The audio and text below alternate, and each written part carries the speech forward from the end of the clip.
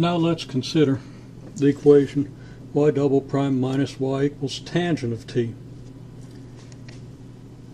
We might want to try to find a trial solution for a particular solution that would satisfy this. But we're going to run into problems if we do that, because the question becomes, what kind of things would we take first and second and higher derivatives of in order to end up with a tangent of t?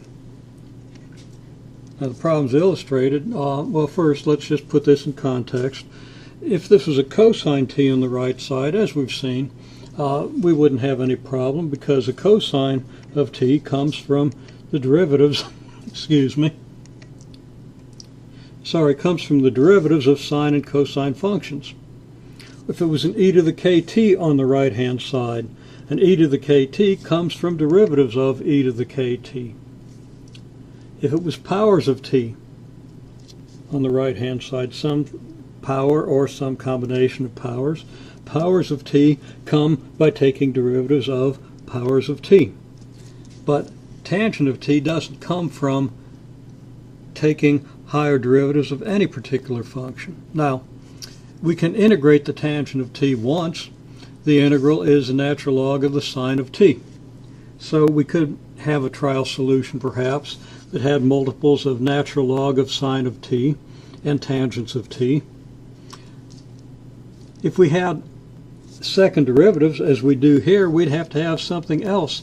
And what would we take a derivative of in order to get the natural log of sine of t? Can we integrate the natural log of sine of t in closed form? I don't think so.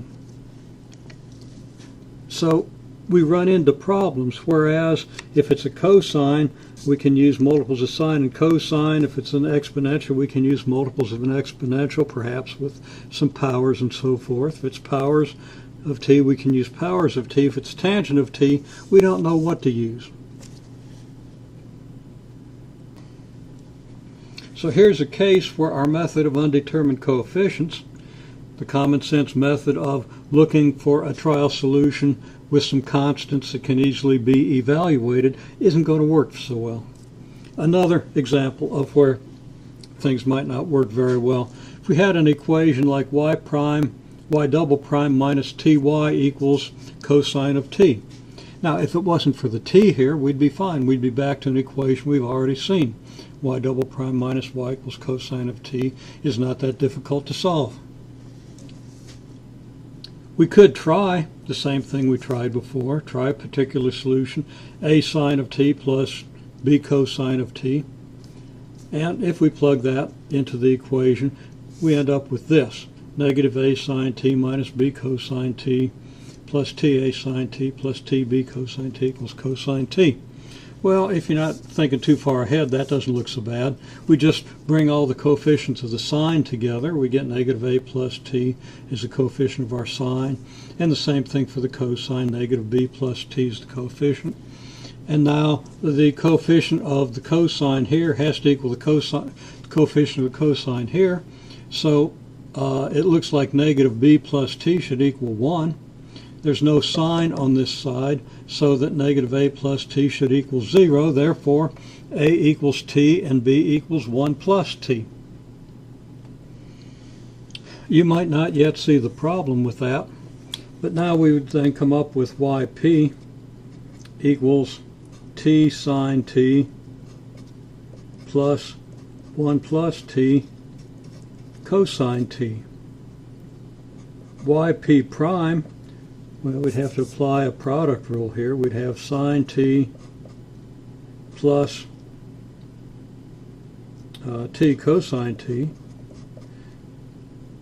And here we'd have cosine t plus 1 plus t multiplied by negative sine t.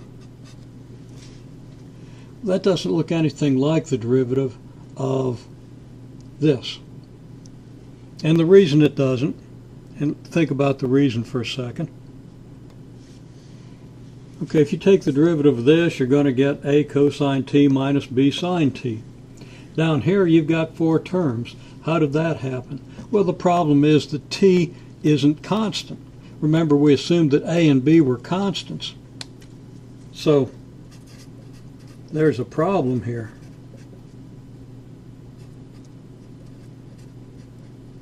T isn't constant, so A and B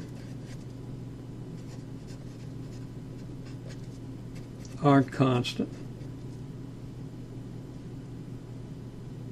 Okay, so when we did this solution here, we didn't get constants, and that contradicted our assumption that we had constants here and led to a big mess that isn't going to be at all helpful.